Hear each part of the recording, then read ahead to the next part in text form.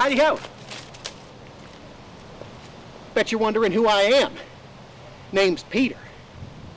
And Peter is here to teach you a little something about pumpkins. That's right, folks. The winter squash. Poinpin. Plumpkin. Why pumpkin? How pumpkin? What pumpkin? We're going to get into the long, short, wide height of pumpkin. Welcome to Peter's Pumpkin Presentation.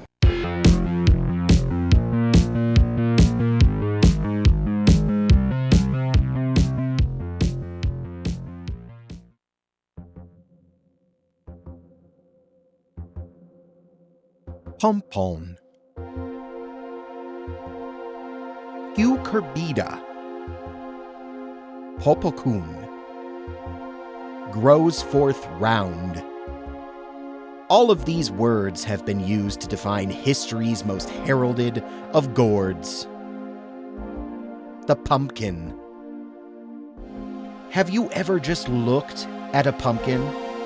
Just really looked at one and thought, what is this glorious thing?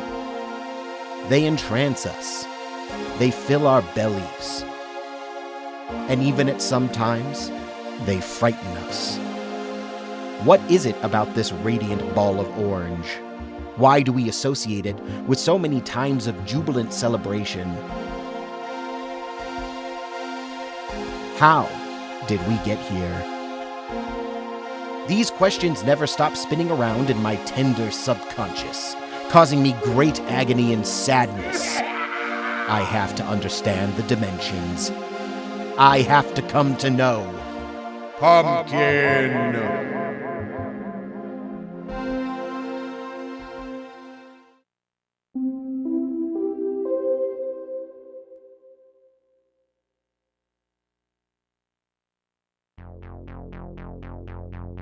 It is easy to look at a pumpkin and point emphatically towards it, calling out, vegetable! But I'm here to finally tell you, vegetable tends to be more of a culinary term. The pumpkin is the fruit of the Cucurbita pepo plant. In fact, in the botanical world, the fruiting pumpkin is often referred to as a pepo. Pumpkins are considered robust and relatively easy to grow for those interested in starting home gardens. But don't be fooled. These charming plants have their temperaments. Pumpkins need warm temperatures and plenty of sunlight. This is why they are often planted in late spring or early summer. Once the conditions are ideal, the seed imbibes on water in the soil and the germination process begins. During germination, the taproot emerges. The plant stretches its little baby toesy-woesies. Finally, what is called the hypocotyl, or the stem emerging from the seed during the germination process, pushes above the soil, giving way to the emergence of the first cotyledons, or little baby leaves for the labors. The vines of the cucurbita begin to spread out, entering into its vegetative state. So establishes another one of the pumpkin's temperaments. The pumpkin needs space, lots of it. If this plant were riding the New York subway, they'd be man-spreaders. After much ado, finally the reproductive and fruiting stage commences. Male flowers begin sprouting. They bloom and release pollen, pollinating the female flowers. As a result of the tragically declining populations of the squash bee, some farmers are having to resort to hand pollinating.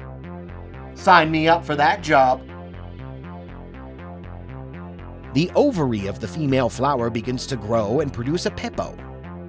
Over time, the fruit matures and reaches harvest stage. We finally get to enjoy our pumpkin. If I could have it my way, my life would simply be a loop of this natural dance occurring to the sounds of Puccini on a perpetual loop for a blissful eternity. Marvelous.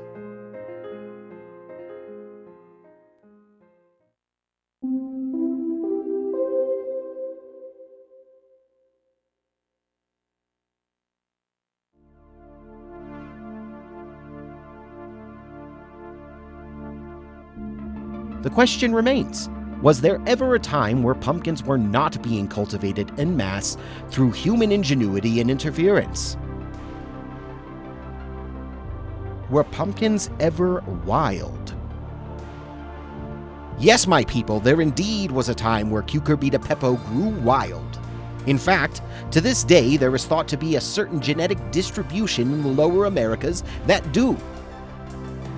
They are often smaller and more bitter, thus less desirable. Truth be told, it's hard to say if there ever was a time in human history where pumpkins were not being cultivated. The earliest recorded instance of pumpkin farming was 7000 BCE in Mesoamerica. The omnipotent Olmecs, the marvelous Maya, and of course, the affable Aztecs. Over time, the practice spread throughout all of the Americas. Did you know that many cultures have used pumpkins as a means of expelling tapeworms from your gut? You heard it straight from Peter. Eat a tapeworm, lose some weight, eat a pumpkin. It's foolproof. It wasn't until the 15th century that Europe got their grubby hands on what at the time was likely referred to as a pompon. It was in 1584 that a French explorer referred to them as grosse melons, which roughly translated to English is pompions. It was around the time of the Columbian Exchange, which was a grand widespread transfer of different plants, livestock, and equipment between the indigenous and the European explorers. Then came the American settlers, who were taught the long-practiced Native American farming techniques, specifically the Three Sisters technique, one that involves growing your pumpkins with your other crops. You heard it from me. One can achieve peak efficiency growing corn, beans, and squash all together. Pumpkins are rich in fiber. They're also rich in vitamin A because of the beta-carotenes that are present within them. I tried to eat at least one fresh pumpkin a week. Soon the Europeans began selective breeding towards more desirable traits, such as size and yield.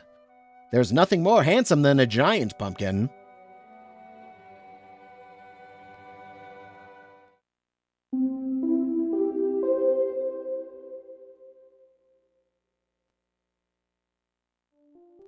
Professor, I read your autobiography. I've read it 3 times, actually. I just couldn't put it down. I devoured it.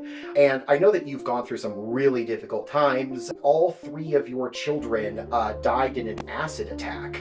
At the same time, you were visiting an acid pool, and a jet ski cast a wave of acid onto your children, and they dissolved in front of your face. Just terrible. Would you say that pumpkins saved your life? I would say that pumpkins brought me back from the brink of death.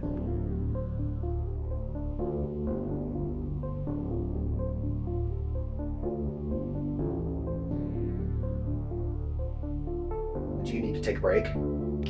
Yes, I am extremely emotional right now.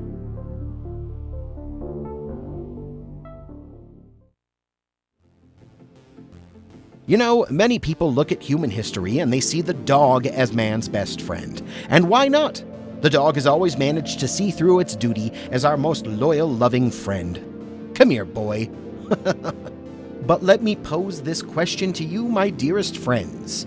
Can you turn your dog friend into a delicious pie? Perhaps, but it'll never beat out the taste of pumpkin custard pie. Believe me when I say this. You'll notice that the pumpkin is much more than just a feat of gastronomical excellence. It is also a cultural symbol we often associate with autumn. But where do these things begin? With the Mesoamericans? With the American colonists? Where? Plus, pumpkins can be used for all sorts of fun. Just ask Professor Arnez Faizan, my pumpkin consultant with a tragic past. In Delaware, they used to host a pumpkin chunkin competition, where pumpkins were launched at least 5,000 feet. The event was cancelled after 2016, when a pumpkin tragically exploded, injuring 2 nearby spectators. One woman was struck by a piece of pumpkin as large as a car door. At my wedding, we tried to incorporate pumpkins into every dinner course. And at my divorce, my wife filed for a restraining order against me. Who's laughing now? I mean it. Who is laughing now? What about the iconic and emblematic jack-o'-lantern, long associated with the beloved holiday of Halloween? Well, I'm here to tell you it's some straight-up pagan shit. That's right, my friends, there would be no Halloween without Samhain. This festival of the dead was often celebrated on October 31st to celebrate the bounty of harvest, also thought to be the time where the physical world and the spirit world are closest. Before any Irish Celts visited the Americas during Samhain, they would carve turnips and potatoes to make their jack-o'-lanterns. It's no question as to why they'd eventually come to accept the pumpkin as a better canvas for their spookified visions of terror. Then Christianity came along and, well, I suppose they decided they were missing out on too much of the fun. The pumpkin is the state squash of Texas. Well, there you have it, folks. We talked about, well, just about anything you might want to talk about when it comes to pumpkins. We talked about their history, why we grow them, where we grow them, and why you and me love them so much. Now, if you don't mind, I think I'm about to go make myself a little pumpkin pie.